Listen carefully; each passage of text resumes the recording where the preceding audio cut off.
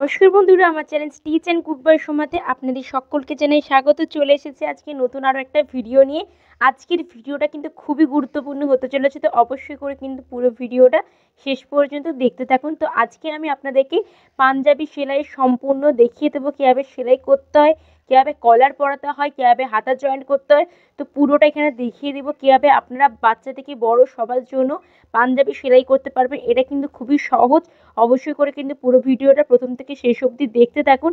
আশা করছি আজকের ভিডিওটা আপনাদের খুবই ভালো লাগবে, এবং ভিডিওটি ভালো লাগলে অবশ্যই কিন্তু লাইক দিতে একদমই ভুলবেন না।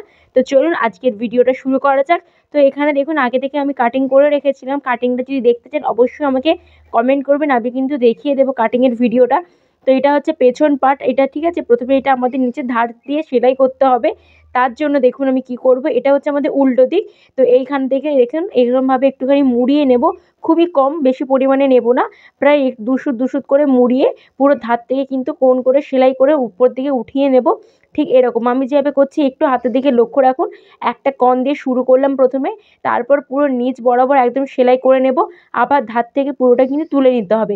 এইভাবেই পুরোটা সেলাই করে নিয়েছে। নিচের দিকে কিন্তু এখানে আমি 1/2 ইঞ্চি বরাবর রেখেছি সেলাইটা।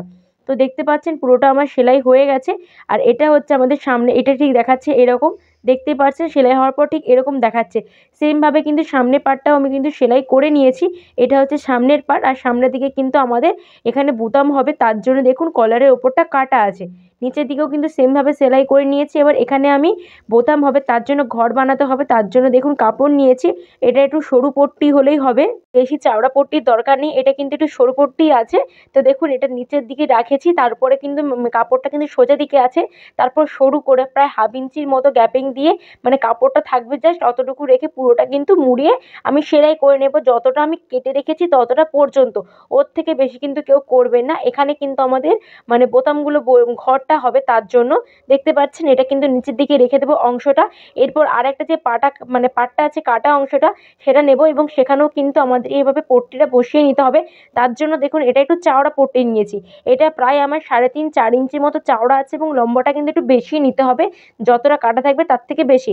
এবং দেখুন এটা হচ্ছে আমার মানে ওটা হচ্ছে আমার উল্টো দিক। এবার উল্টো দিকে নিচের দিকে দেখুন অল্প করে এরকমভাবে একটু আমি আন্দাজ বরাবর কিন্তু কেটে দেবো। এটা প্রায় 1.5 ইঞ্চির মতো সোজা আছে, এবং 1 ইঞ্চির মতো চওড়া আছে। এবার দেখুন এটা হচ্ছে নিচের দিকে রেখেছি, তারপর পাঞ্জাবির যে কাপড়টা সোজা দিকে রেখেছি, রেখে এরকমভাবে যে কাটা অংশটা ছিল সেটা কিন্তু নিচে ঢুকিয়ে দিয়েছি। এরপর 1/2 ইঞ্চি এরকম মোড়াবো, মুড়িয়ে পুরোটা এর উপর দিয়ে কিন্তু আমাদের সেলাইটা করতে হবে।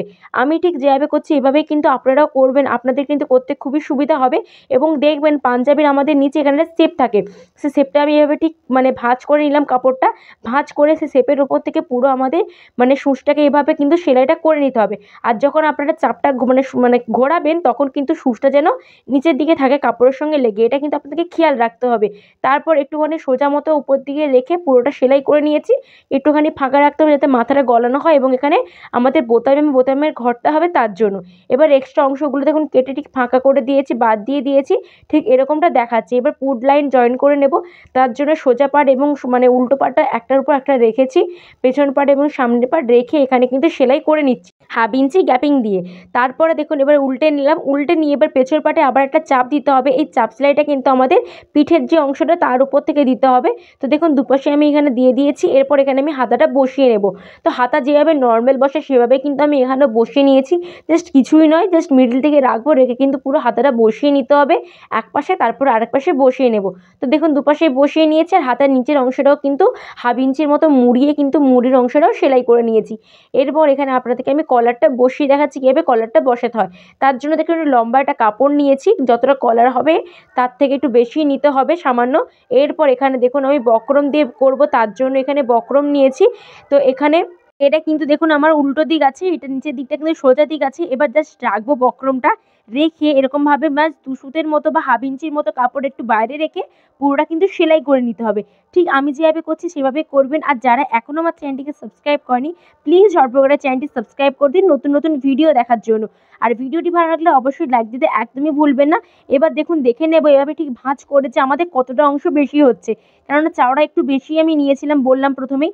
এরপর দেখুন এই যে এটা সোজা দিক কলারের অংশটা, এবং নিচে আছে এখানে আমার পাঞ্জাবির অংশটা।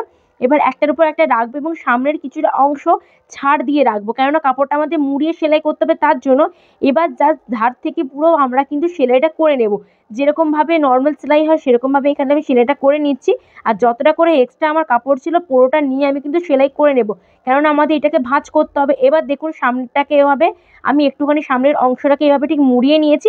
মুড়িয়ে এবার এর উপর থেকে আমাদের আবার একটা চাপ সেলাই করে নিতে হবে। আর এটা কিন্তু আমাদের সোজা দিক, ঠিক আছে? এটা কিন্তু পাঞ্জাবির আমার সোজা দিক আছে। এবার দেখুন একটার উপর একটা রাখবো, রেখে কিন্তু পুরোটা আমি এখানে সেলাইটা করে নিচ্ছি। আর ফিনিশিংভাবে আপনাদেরকে সেলাই করতে হবে যেন কোথাও সেলাই বাজে না দেখায়। তো এখানে দেখুন পুরোটা আমার সেলাই হয়ে গেছে। এবার দু সাইডে মুখটাও আমি বন্ধ করে নিয়েছি। এরপর এইখানে হচ্ছে আমার এটা কলারের মাথার দিকের অংশ, সেখানেও কিন্তু একটা আমি চাপ সেলাই পুরোটা দিয়ে দিচ্ছি, যাতে কলারটা কি সেট হয়ে পুরো বসে যাবে, কোনো কিন্তু অসুবিধা হবে না।